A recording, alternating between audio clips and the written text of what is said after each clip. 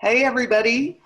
I want to welcome you to today's SOAR's inaugural webinar. This is the first webinar that we've done, and we're very excited. My name is Liz Simpson. I am the new Family Support and Alumni Cultivator. And in that role, it's my job to help you get the information that you need to continue the great growth that your children have started while they were with SOAR. So I'm excited to be here. With me is John Wilson, our illustrious Executive Director, and he's going to be doing the webinar today. We're really lucky to have him. He's fabulous and a great speaker with tips just that can go on forever. So this is our first webinar. We will probably have more. I'm absolutely certain we'll have more in the future. So we're excited to have you here. A few housekeeping details before we get started. You have a chat box on your screen. It may say Q&A or chat box. It's a text box. While we're going through the webinar, if you have questions or comments or concerns or issues, type into that chat box and I will be responding to those questions as John's going through the information. If after the webinar you still have some questions you would like to ask, please contact me at liz@soarnc.org, and I'm happy to answer your questions individually with you at that point. So I'm going to turn it over to John. We have a full agenda, and again, thank you so much for being here on this lovely Friday afternoon. I don't know if I mentioned this, but I am in the shadow of Eagle View Ranch, for those of you who have been to Wyoming, and John is at our home base in North Carolina. So we have SOAR covered from coast to coast at the moment. So John, if you would take it away, and here we go. Hey folks, I'm delighted to have a chance to host this. I want to thank Liz for coming on board and energizing these kinds of opportunities. This is a workshop that I have given at a variety of national and local conferences, and I want to just give you a quick little background about me. I am an adult living with fairly severe ADHD, so I'm not just the president. I'm also a member, I began many of my workshops, telling this story that has certainly become of legend here at SOAR and sometimes at some of the workshops that I give. When I was in the 8th grade, actually the 6th grade, I was on a soccer team called the Missiles, and we were a very talented soccer team and won our athletic division every year.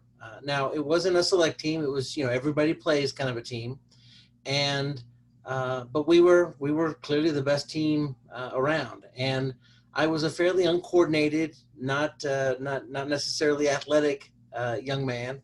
And so on, where do you put a kid like that on a team that is that talented and everybody has to have playtime? Well, often I would be in the goal, and so as a goalie, it really wasn't a great place for me to be because all the action was happening on the other side of the field. And so we even had a kid named Jack Broom, whose nickname was the Foot, because he could score from the fullback position. And so really, I got no action there in the goal.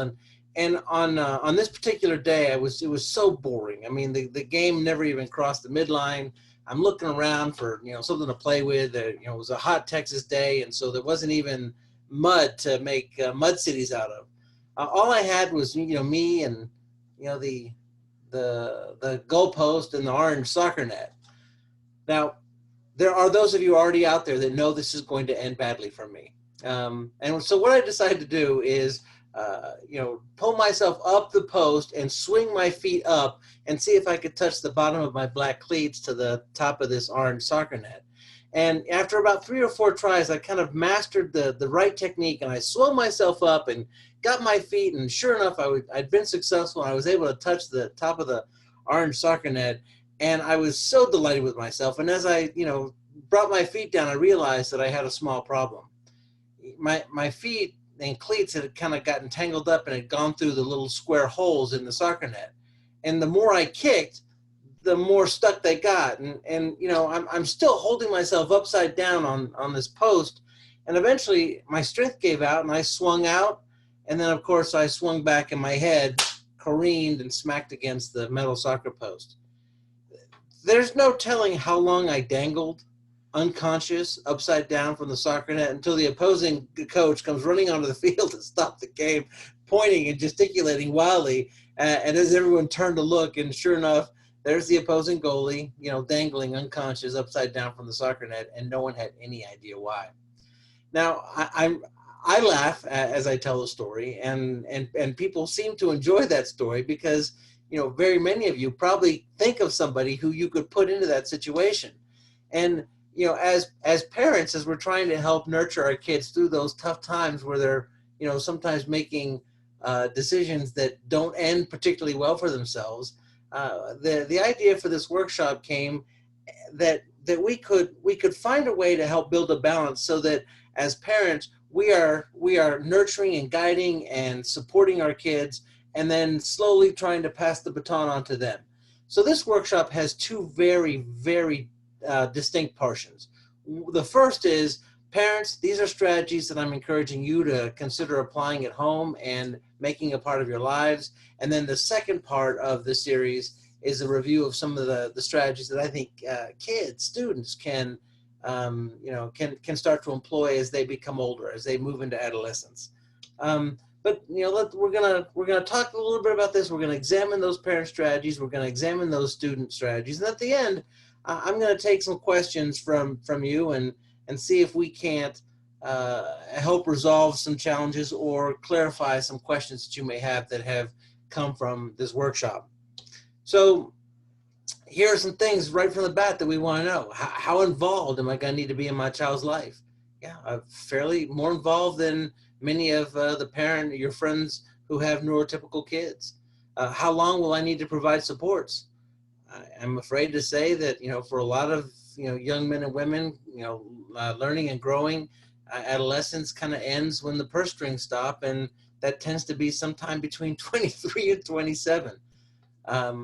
When should I let her sink or swim?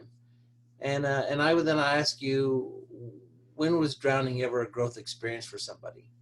You know, the real secret to being a quality parent is giving your kids opportunities to swim, but being there and ready with a life preserver or some assistance as they need it, so that when they can push themselves to the most possible ability and even stretch a little bit, but you know, but they're not going to create a failure experience so profound that it results in devastating consequences. And then finally, will he still be living at home when he's 30? Let's hope not. Let's hope not. Okay, so you know, this is a nutshell. This is the concept here. You know, you're in childhood, you're doing the heavy lifting. On the continuum of this balance, you're the one who's providing. You're the external locus of control, if you will. And you know, the child is, you know, what's their primary job? To have fun, to not be embarrassed, to get away with as much as they can get away with. All right. But as they start to move into late adolescence, you know, the goal for you is to do less. And so this is this building a balance component, and that the child or the teen starts to take on more of that responsibility. So let's talk about some things that you as a parent can do that'll help nurture that transition. All right. We're going to talk about ownership, consistency, maximizing strengths, modifying the environment, making sure that you are creating positive choices and giving over some control. And then a huge fan of highlighting successes for kids. All right, so the first one I want to talk about is, you know, structuring environments for success. You know, if you don't control the environment will control you. And so, you know, here are some examples of controlling the environment. You know, how much sound, ambient sound, is in a situation like where your kid is trying to study, and then can you control that environment? Can you find a way to turn off that sound? Can you find a way to change the environment so that it becomes a more practical place to do some of these things? modifying the environment versus modifying the behavior of the child, and and finding ways that you can, for instance, one of the things that we did with our kid is, when it came time to study, there's wonderful research out there about weighted vests and weighted blankets, and so we modified his personal space, his environment, and versus trying to get him to, to do external things like focus. You need to focus, and saying that to him over and over and over again. And then finally, learning to manipulate the environment, implement some compensation strategies, and there are pens out there that that they hold differently. Kids can hold differently, that don't require as much focus or energy. And so instead of in between your thumb and forefinger, they use the three fingers to write. Finding ways to if your child is really very auditory, reading for the blind and dyslexic, you can actually buy textbooks and other books and have listen to them on audio while they're working through it on paper. And that can be an incredible compensation strategy that will allow your child to be more successful. Creating a sense of significance and opportunities for responsibility. What is your child's love language? My son really appreciates quality time. My daughter really loves to be acknowledged and recognized as for her accomplishments. Making sure that we involve our kids in family chores, and this one, I'll be honest with you, this one, we as the Wilsons could have done a better job when they were younger, because when you indoctrinate young children into taking responsibility and having certain chores in the house that they're responsible for, then that becomes a system and that becomes an expectation. Involving your kids in helping make the meal, involving your kids in making sure that things get picked up and cleaned up. When a task is finished, everything gets put away. Making sure that that your kids are helping with things as simple as taking out the trash, but having them involved in the day-to-day responsibility of nurturing the household begins to instill, believe it or not, both respect for those kinds of structure and developing that responsibility. We are also huge fans, my wife and I, of family date night, and so we practiced when our kids were younger, and we still do it today. That everybody in the family gets to plan a family date night, and with when our son Jay, when it was his turn, you could when he was younger, you could guess what we were doing. Yes, we were going to Chuck E. Cheese, and that was okay. We had fun, and he got to plan it, and it's a good time. But making sure that kids are involved in that process. Ask your team for permission to coach. I would say to Jay, let me give you some advice, and he would instantly be resistant. And then when I started saying to him, hey, could I offer you a suggestion? Invariably, he would say to me, no, I got this. And then almost 85% of the time, he would circle back and say, hey, Dad, could I have that piece of advice? And now he has asked for that advice versus me cramming it down his throat, right? You see the difference? Encourage volunteer work, mentoring, or a part-time job. Find ways for them to volunteer. We have been involved with our local soup kitchen for years, and our kids really appreciate those opportunities. We do river and highway cleanups. We find ways to ingrain that. And I defy you to find a self-help book about moving towards true and full self-actualization that doesn't include a component that is, learning to live beyond something bigger than just yourself. Being part of a community and giving to that community is such a critical part of becoming a vibrant, successful, well-balanced adult. And then also a big fan of a family constitution. The family constitution I'm about to show you was designed by our founder, Jonathan Jones. It begins with a family mission statement. What are we about as a family? The Wilson family mission statement is, we are Wilsons stick together. That is our mission statement. Wilsons stick together. My wife and I, prior to involving this with our kids, we talked about what were the non-negotiables. And for us, the non-negotiables were, saying things that harmed or hurt one another behind other people's backs, putting angry hands on anyone was forbidden. And those were really kind of our big non-negotiables. Duties and responsibilities, we've divided those up, and our kids are involved in certain duties and responsibilities. We have a very set system how we do a family meeting. We have a talking stick that that we give when someone's talking, and we've had to install a rule that you can't filibuster because one of our kids would actually hold the talking stick and not be willing to give it up again. So you can have the talking stick for a minute and a half, and then you have to give the talking stick away. We've got the Treasury. We're involved right now as we speak. We've set an amount of money that we can spend on spring break, and we're involving the kids on where that's going to happen and things that they're interested in doing. And then they decided they wanted to go island hopping in Greece. Well, that didn't quite make the budget. All right, and so now they're having to kind of relook at what our budget is and how can they pull that off. There have been times when we've had to install behavioral contracts with our kids because somebody did put angry hands on somebody, or there was a significant breach in how we were treating each other, and it required a written down contract of this is what happened, this is why it happened, this is how I'm going to prevent it from happening again, this is what will happen to me if I don't honor this contract. And then any good constitution, any good contract requires the opportunity to amend that process. And it's a living, breathing document. And so this has been a tremendous success for us at the Wilson household because, our kids are absolutely 100% involved and invested and are part of this Constitution. Another thing that I believe parents can do that is extraordinary is focus on strengths and abilities and successes. The truth is there is no greater gift you can give your child. I'm a big fan of helping figure out areas of interest. My son is a computer guy and he loves games. And this last year, one of the things that my wife and I do is we make sure that as a family we have 2 vacations a year, and then each parent will take each child on an event and a vacation. And so my son's 2 areas of interest are he loves to go backpacking and he loves to do computer games. And so this year he and I did a backpacking trip in the Smokies to the top of Cameroon Mountain.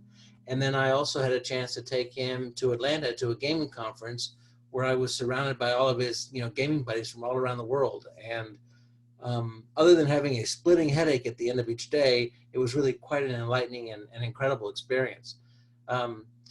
Gallup Strengths Quest is a really remarkable tool that we have used as a family and as individuals, and SOAR has used it with all of our academy students and with our staff. And it tells us, what our top 5 strengths are. I'm going to show you mine here in just a moment. But how do you interface in the world based on your strengths? And isn't that what we really do?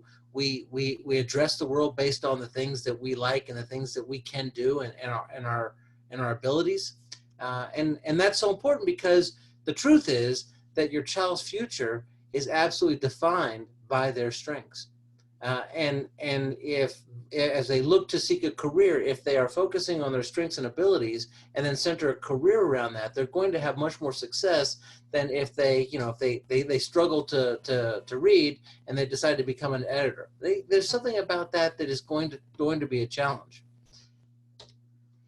Here's my Strengths Quest profile. My top 5 strengths are woo, which means that I am able to develop relationships and communicate, and I'm strong in one-on-one and one-on-many interactions. I'm using my woo right now as I'm hosting this webinar. Ideation, the ideas really intrigue me, and I will follow up on things. One way that plays out is if I watch a movie, then I'll go and find out about how the movie was made and the idea behind the movie and what alternate endings might have been. I'm extremely strategic and looking at ways that I can make things better.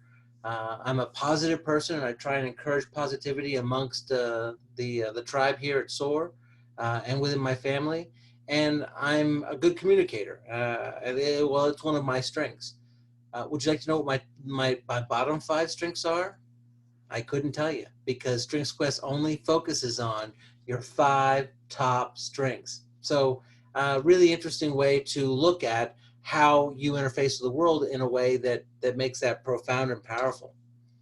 Again, a huge fan of keeping my lists of both my challenges and my victories. Now, so for instance, I'll just show you this little note card here. This is the amount of space that I would keep which my challenge list or my victory list. Well, you know what the answer is, but sometimes it's just not that way. Over here, this would be the list that I keep my what? Yeah, this would be the list that I keep my victories, challenges, victories. And very often we get caught up in this is our victory list, and then this ends up being our challenge list. And the truth is that when you keep the challenge list small, then it allows you to stay focused on the things that you really want to change and then purposely work towards that change. And when you keep the victory list large, it begins to show individuals how completely powerful and remarkable and special and dynamic they can be, versus seeing themselves based on I'm a huge problem and these are my only victories. And so how much bigger? Bigger than you could imagine. Just focus on victories and successes. Because what I have found with the population that we serve at SOAR is that is an area that they are incredibly thirsty. I love the idea of helping kids develop a failing forward mindset. And again, earlier I talked about not failing so severely that it could lead to devastating results. But the truth is, some failure is necessary. How do you learn? You learn because something worked, or you learn because something didn't. One of my favorite quotes is from Isaac Asimov, who said, "Rarely have remarkable discoveries in science been heralded by the term eureka, but usually, that's funny. Something didn't work the way it was supposed to. Something failed, and now you're going to learn from that failure. Expect or allow for performance and consistency." A great example for me with my daughter is, we went on vacation and she unpacked her bag and she neatly folded everything and she put it in the drawer. And I was like, oh my God, Landry, I can't believe you just did that. You're amazing. And then I had, my failure as a parent was to expect her to continue to do that on a permanent basis. Because if you walked into our house and you saw her room, you would know that it is generally a bit of a disaster. And so there are times when she can be just firing on all cylinders and just do remarkable things. And then there are times when it's going to be inconsistent. It's just not going to work. And that's a nature of the disorder, to be honest, folks. Give your kids permission to fail, because failure is a stepping stone towards success. I'd also encourage you to reinforce effort as well as result. I can't control how smart I am, but I can control how hard I try. I can't control how athletic I am, but I can control how much energy and investment I put into becoming better at something. And so it's the effort that we focus on when that produces results. It's not the inherent intangibles that our kids have no control over. I want you to consider creating a vision of adulthood that is filled with choices and options. There are jobs, it's called third shift for a reason. It's the night shift. There are jobs where people can work the night shift. There are jobs that folks can pursue their strengths and their abilities in remarkable ways. I mean, even college, you can choose what time your classes are. So it's incredibly important to help kids understand that it's not always going to be, you've got to be at school by 7:30 in the morning. You've got to come home at 3:30, 4 o'clock. You've got homework. That schedule isn't always going to be their world. I would encourage career exploration and job shadowing.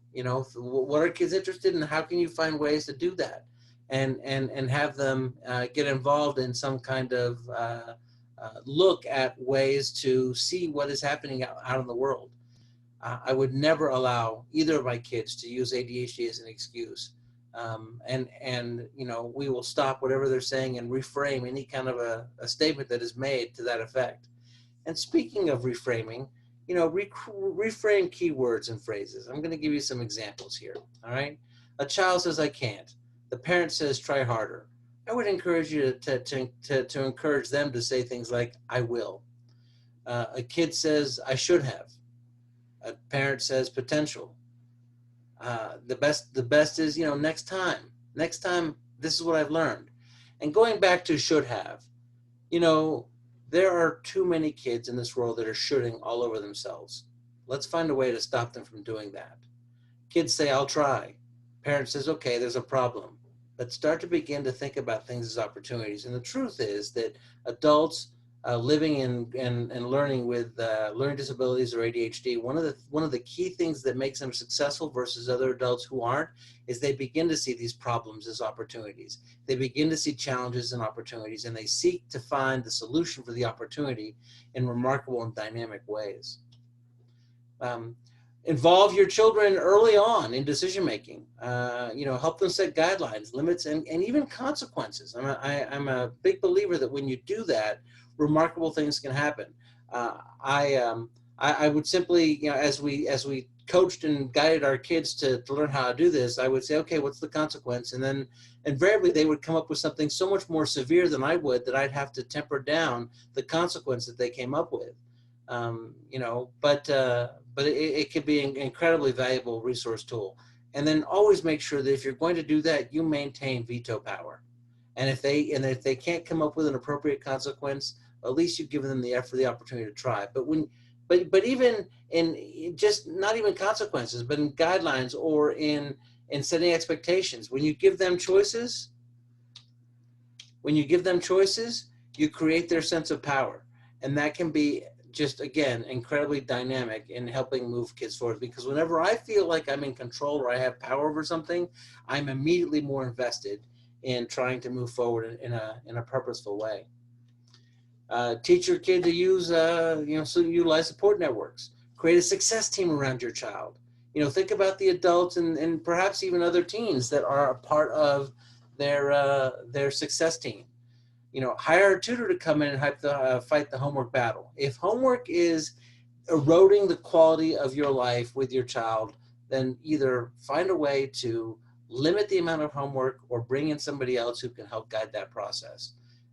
And it could even be just, if you've got a young kid, it could be a high school student that could earn a little bit extra money, and you hire them for 30 minutes to an hour each day to come in and help your kid with homework.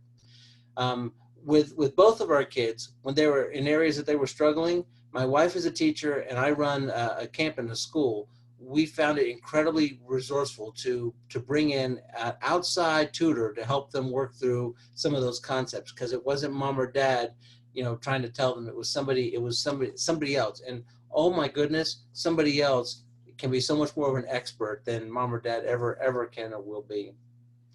Find areas of interest. Again, things that appeal to them, and then choose quality mentors to kind of work that process.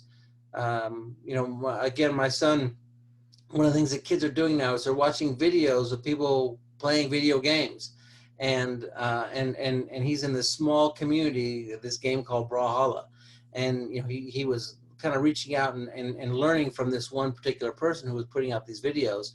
And my wife very astutely found out who this person was, found a little bit of information about them at one of the conferences that we took him to. She had a chance to meet him, and it turned out he was a quality influence on Jay, and gave him good advice as he was kind of moving forward in his competitive gaming pursuits. And these kinds of supports are only going to grow over time. As an adult, I have a community around me of people that are helped set up to ensure that I, as a executive director, am successful. And then I've got, friends and family and a spouse and, other people that are invested in what we're trying to do as a family and nurture and support us. I believe in using natural and logical consequences. A natural consequence, I'll give you a quick example. If you leave a bike out and then it gets rained on, the chain rusts, or it gets stolen, that's a natural consequence. A logical consequence for leaving the bike out overnight would be that it gets put away and locked up, and your son or daughter doesn't have a chance to use it for 2 days. And so they're just a couple, if they're impulsive, use a nonverbal cue, a signal, a pat on the shoulder, something that, will redirect them. Yeah, I just believe that consequencing impulsive kids is like, consequencing a diabetic for having high blood sugar. Um, if you're going to use logical natural consequences, make sure that there's strict guidelines to that, that they're not viewed as punishment, and that they're immediate, and the situation sort of fits what occurred. The bike example is a great example of that. Here are a couple. If your child puts down, a sibling, have them say 3 nice things about the sibling. At our house, we don't have a lot of that, because when my kids were very young, if they said something ugly to one another, then we immediately played the "What's my favorite thing about you" game. All right. Curses, come up with the alternatives. Continually chooses to annoy others, they just get separated from everybody else for a little while. They display unsafe behavior, they don't get to participate in that activity anymore. They walk away without permission. That connection point between myself and my son or daughter becomes very, very small, and I shadow them. And kids don't particularly like being shadowed.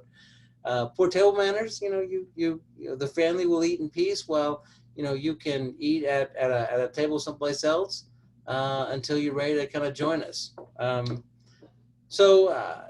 then I think that it's just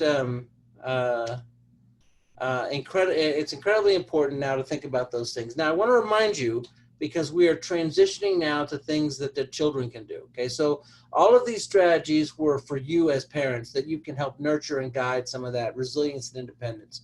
Now we're going to focus on things that kids can do as they move into adolescence, that are honestly driven by their actions. Okay, we're going to talk about self-awareness, problem solving, communication skills, again, utilizing support networks, maximizing their strengths, and then celebrating successes. A lot of those are also things that you are nurturing along the way. All right, so help them develop time management techniques in the work. I want to show you something right now. I am using this thing called a time timer. As the red disappears, that shows me how much time I have left in this workshop, in this webinar. Hey guys, we only have a few minutes left.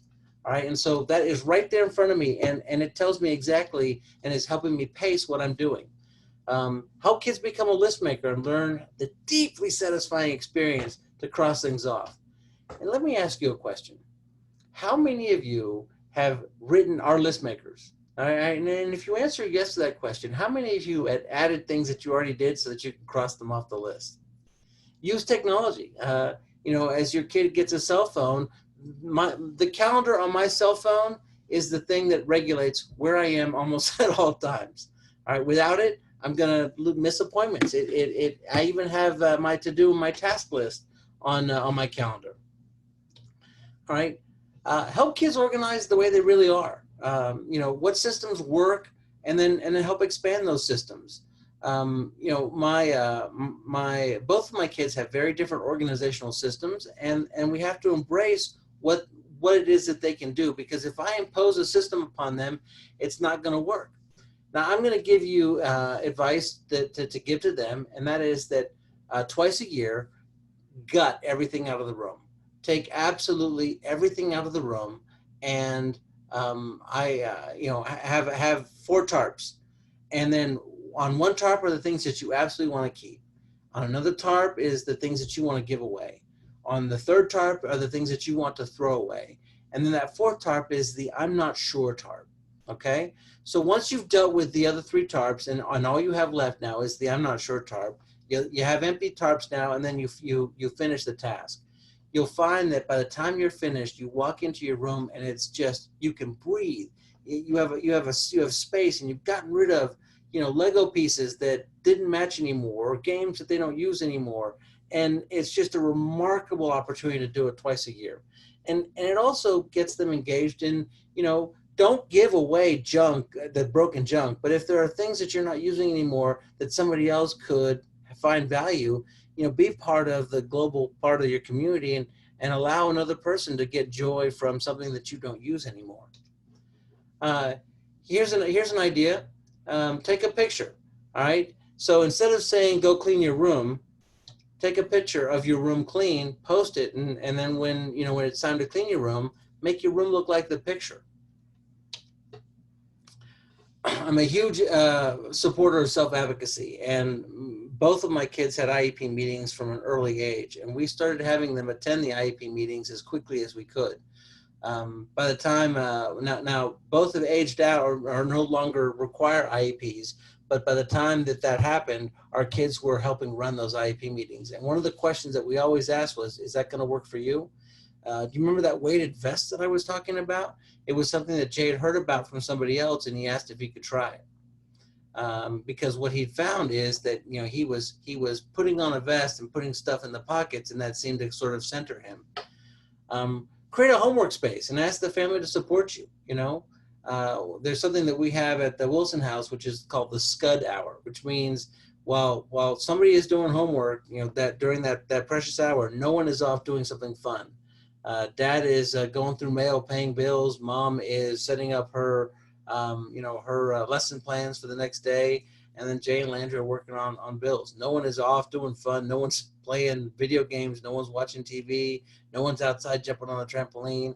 It's a time that's sacrosanct that we all kind of invest, because somebody else doing something really remarkably fun that you wish you could be participating in could be a tremendous distraction.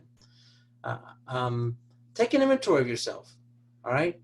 Every young person should know these things. These are my strengths. These are my challenges. These are the tools I need to be successful. My son recently decided he wanted a job, and we had a chance to go through these things for his interview. These are my strengths. These are where I shine. Jobs are always going to ask you, what are your challenges? These are my challenges. And then these are the tools that help me overcome those challenges. These are the things I need to be successful. He got the job, and he's doing quite well. Take notes during important meetings and be willing to ask questions. You cannot trust your brain. And so you can use your phone to take notes. You can do them on handwritten paper, but take notes during important meetings. Develop ways to communicate your thoughts and feelings with your family. Role play important conversations in advance. Not terribly dissimilar to my son and I role played the interview 3 or 4 times before he finally went to that interview. Call a family meeting if you've got an issue you want to discuss. Be prepared to negotiate a solution.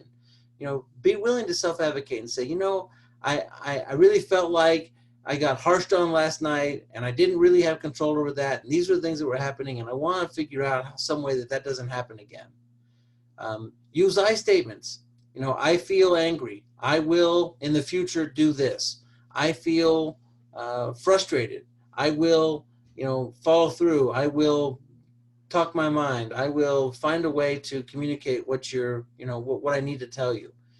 Because when you start pointing the finger and saying you, then you stop climbing the accountability ladder. Because the truth is, when you climb, the accountability ladder and you don't point the fingers, but you point the thumb, you're the only one you can control. You're the only one that you can manipulate, how you're going to choose to interact with somebody so that you can change the outcome of that interaction. And again, sometimes, and we've had great success with this at the Wilson household, is that we'll have arguments through text. We'll be at home, and then we'll have a conversation through text that we know is going to emotionally charge. And do you know why we do that? Because if I'm texting you, if I'm in another room and I'm texting you, I'm purposely deciding what I'm going to say. I then says send, and then I don't have to look or hear and see your reaction to that text. All I get is your thoughtful reply. Because let's face it, sometimes just simple eye roll or the huffing sigh can be so incendiary that the conversation will devolve. I'm going to tell you about this proposal system, and then I may do a webinar simply on the proposal system sometime. But essentially, it's if I want something and different than what I certainly can have right now, then I'm going to write a proposal. I'm going to tell you why I believe this thing would be okay and what I've done to earn it, why you might say no, how I'm going to overcome every one of your no's, and then conditions for keeping that proposal. All right, so this is an actual proposal that my son wrote because, he wanted to be able to play on the computer before using his homework. He's like, Dad, listen, I've been performing well and I continue to improve each week.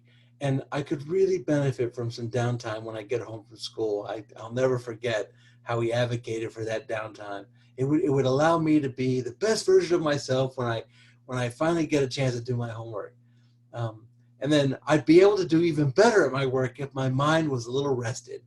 All right, now I saw that as somewhat hokey when he said it, but I was impressed. He followed through the proposal process. He said, here are the reasons I think you might say no. You think I might get wrapped up in computer games and not do my homework? You think my grades might suffer? Or you think I might become grouchy or nasty when I'm asked to transition off the computer? All those things are true. I did believe those things.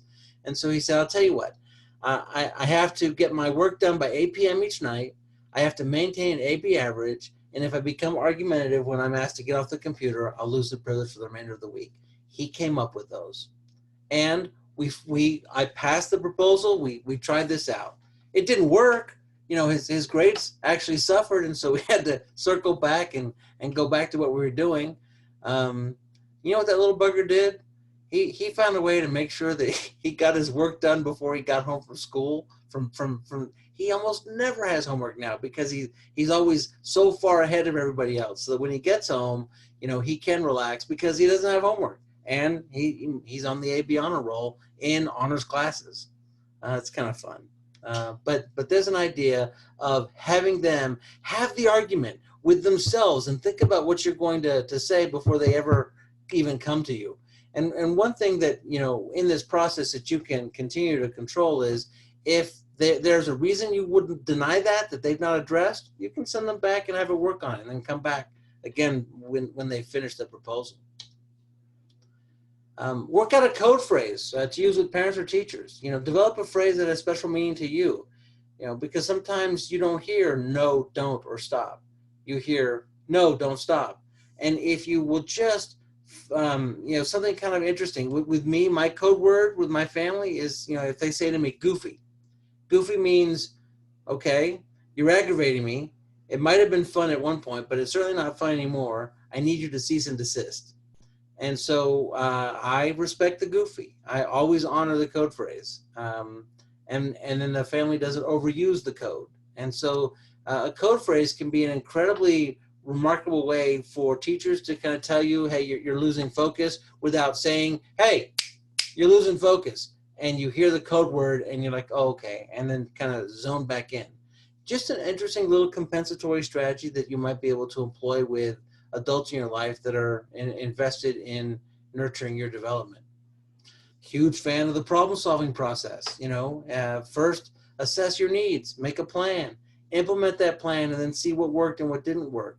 I've already mentioned once that viewing failure as a stepping stone to success and not as, a stopping point is critical to the process of failing forward. And one more thing I want to say about this, many of us in this API process, assess, plan, implement, evaluate, what do our kids do first? That's right. They go right to implement, don't they? And for years, I'd say, no, hold on. Let's do a proper assessment. Let's figure out what our resources are. Let's figure out what the real solution is. Let's make a good plan before we jump right in, feet first. And with those of us who are so severely ADHD, sometimes we just need to jump in and fail experientially so that becomes actually our real assessment, because then we understand what the problem is and now we can make a plan. Learn to assess environments for distractions. Make a list of common environments you find yourself in and then figure out in those environments what are the typical distractions. Is there a light in one of the rooms that flickers and it makes it a terrible place to do homework? But is there a classroom where you're too close to the vent and you can hear the vent rattling and that's preventing you from being focused on what's happening? So if there are environments that create distractions, make a plan that helps you overcome those distractions. I think that it's incredibly important to develop relaxation techniques, or ways that you deal with anger or frustration when it comes, because we are going to make our kids angry, and we're going to make them frustrated. And if they have a way to deal with that, but not only internally, but also how to express that outwardly, that's a much healthier thing than internalizing that and just stuffing that into the bag, and then just being so angry and frustrated that there's this emotional release that is so almost like a volcano erupting. Practice timeouts. Take a walk if you're frustrated. Just clear a room. Sometimes being away from a situation for as little as 10 seconds can give you an opportunity to have an emotional reboot.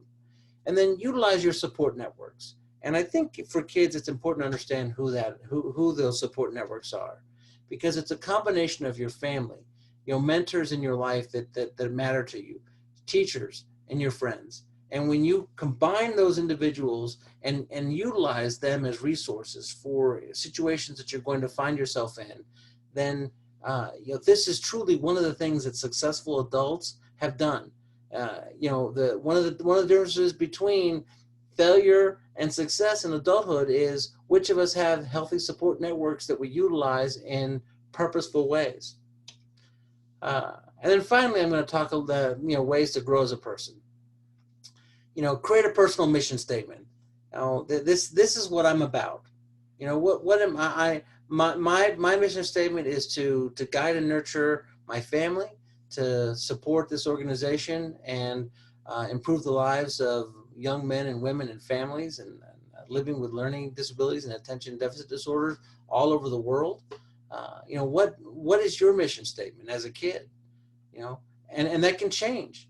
Make a celebration sheet or a success scrapbook that you recognize these are the things that you accomplished, because sometimes they'll get lost and you'll forget. And there are times when you're going to want to go back to that scrapbook and open it back up and say, oh, you know what?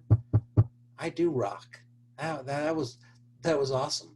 One of the things that we do at SOAR is we send you home a certificate of accomplishment, and then also a hot seat of with your name on it and all the wonderful things that your friends at SOAR thought about you. Keep your mission statement where you'll see it. Get into the community and get involved. This one's important. Earlier I said that your friends are an important part of your support network, but one of the things that you can do to nurture yourself is to make sure that you're choosing friends that encourage you and not pull you down a dark place or encourage you to do things that you shouldn't. And if you really want to be the best version of yourself, you know who those friends are.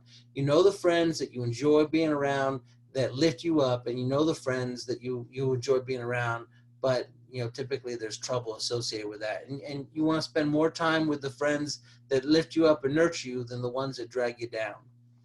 And then again, find something you're passionate about and find ways to pursue it.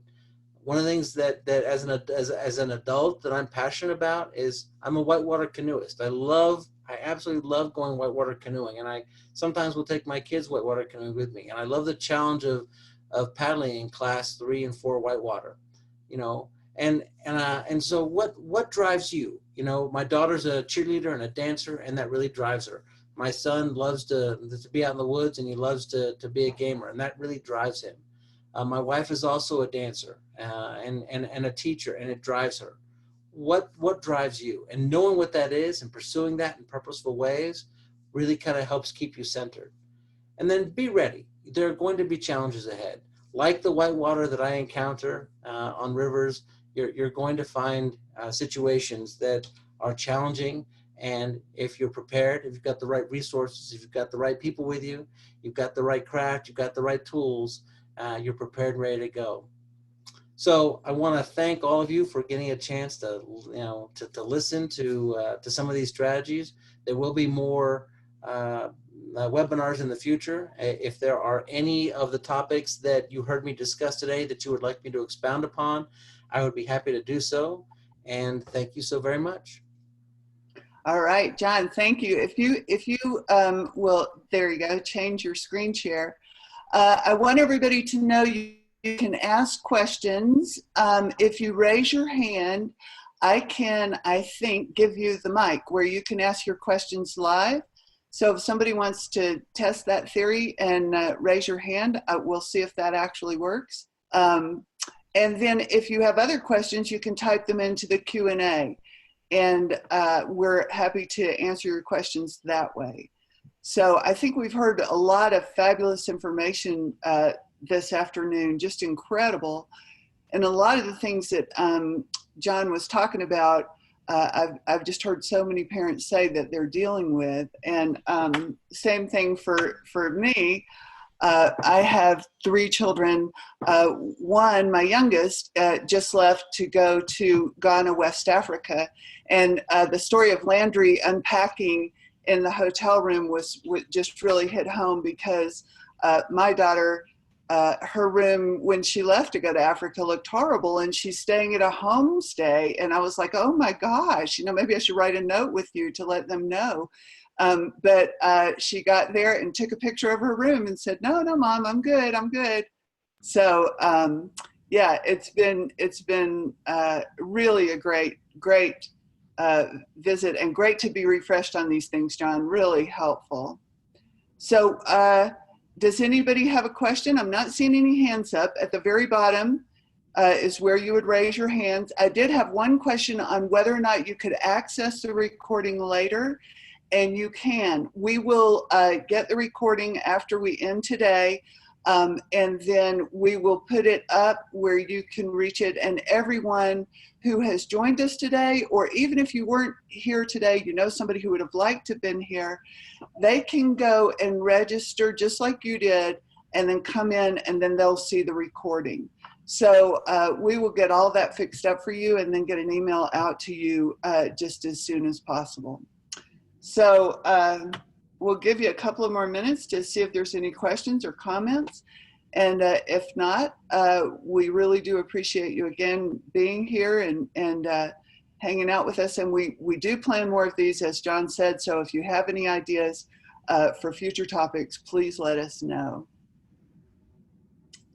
All right. John, go ahead. I would encourage one of you to just try the raise your hand function, as this is our first webinar, and it'll give us a chance to interface, even if it's just to say, hey, that was great, or what? And I think someone there's another. Yep, we got a thank you from Drew in the chat box. Thank you, Drew, for trying that out, and I look forward to seeing you in Orlando. Drew not Orlando, I'm sorry, Fort Lauderdale. Drew is my parent partner in Fort Lauderdale, and we're going to have a regional meet and greet with all the SOAR parents in the Fort Lauderdale and Miami area. And that information is going out at the beginning of next week. So if you're in the Fort Lauderdale or Miami area, be expecting an invitation to join us to have more conversation. John Wilson will be there with us. And it's going to be very exciting and very fun. I can't wait. So that information will be getting to you shortly. Another question from Shelley about the slides. Will we email the slides to participants? Yes, we most certainly can. So just let me know, or what we'll probably do, and John and I will talk about this later, we might put them up in a place where you can access them rather than crowding everybody's inbox. But if you want one personally, let me know. And thank you so much for another one said, I can't wait to implement some of the strategies. These strategies really do work, folks. I wanted to know they really do work. So we would love to hear after you try these strategies how it worked for you. Please let us know. So, and Trish says, thank you. Thank you, Trish. Really appreciate it. It looks like we're getting to closing time. So I will let you go if there's not any more questions. John, anything else from you, or are we good? I would like to say to the 32 people that are still on, you were part of history at SOAR, our very first webinar hosted internally. And thank you so much for giving us a little bit of your time. This was terrific. So Liz, thank you. And for those of you that chose to listen, thank you. And for those of you who download this in the future, thank you very much. Okay, and I have one more. I'm looking at the questions that came in the other question and answer box, and I'm gonna read them to John. John, my daughter did the Wyoming SOAR this summer. How can I get insight from that to my IEP meeting to help teachers help her transition to high school? Can I share this and the PowerPoint with them? That's a very good question. Absolutely. I'd also, you've got that achievement report when she came home, and I would encourage you to make a copy of that achievement report and slide it over and just explain what it was that she did, and that these were some of the strengths that they saw from her, and if there are any of the strategies that you were given on the, I think, page 3 of the achievement report that might be particularly germane to your teacher, I would certainly encourage you to include that. And again, this, we are invested in supporting this community, whether you are a SOAR participant or not. One of the mission statements, or one of the components of our mission is to enhance the lives of all young men and women living and learning with learning disabilities and ADHD. So, Right. Human report and have a chance to, to give them any information from our website that you want to. We have another question about what are the steps and advice after gap year. And I'm just going to kind of jump in there and say that most of these steps that we were presented today work well for the duration. There are some extra steps as far as helping your child build that ultimate independence of living on their own. And we can talk about that more. I will type you back and let you know some further extensions on what you can do when your child is ready to sort of move out on their own. John? Yeah, and I would add to that once that occurs, the 3 most critical pieces is making sure that there's appropriate, that they have a good self-care plan, which includes sleep hygiene, includes diet and exercise. So really focusing and making sure they've got a good plan, that they know, this amount of sleep, this schedule, this food, this amount of exercise helps me be the best version of myself. The second is, I think I mentioned, these are my gifts, these are my challenges, these are the resources and tools that I need to be successful. And so really focusing on knowing that. And then the third is being able to self-advocate, being able to have a communication in any particular situation where you can discuss and talk about or ask questions about the things that you need or want, or the resources that will allow you to be the most successful. Absolutely. And that's what's going on with the GAP students right now. They're having those life skills classes, and they're doing really, really well. And I'm attending each of those classes that I can. And it's amazing. The kids are even now starting to run the classes because they're looking at what their needs are and bringing those forth. It's amazing. And the last question was a little off topic, but will you ever have camps in the Northwest? And I just want to speak to I want to let John speak to the fact that we do have camps all over, and I would invite you to come to Wyoming. We're have wonderful staff here. It's amazing.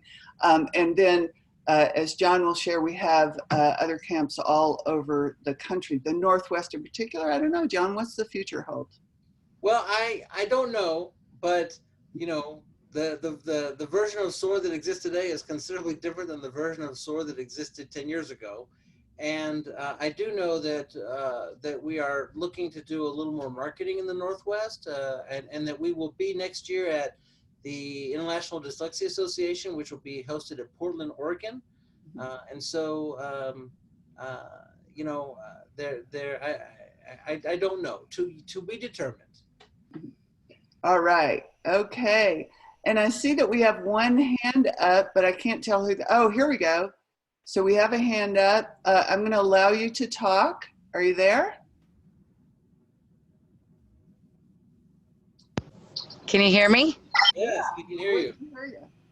I just wanted to say thank you. I wanted to test out the hand to get the question across. Well, we appreciate your joining us. Thank you. Thanks. Thank you so much for testing that out for us. I appreciate that.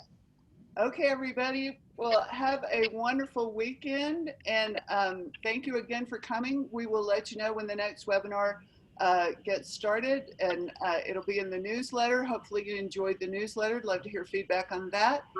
And again, send us what you would like to hear us cover next time. Thank you so much. All right. Bye, everybody. Bye. Have a great weekend. Okay.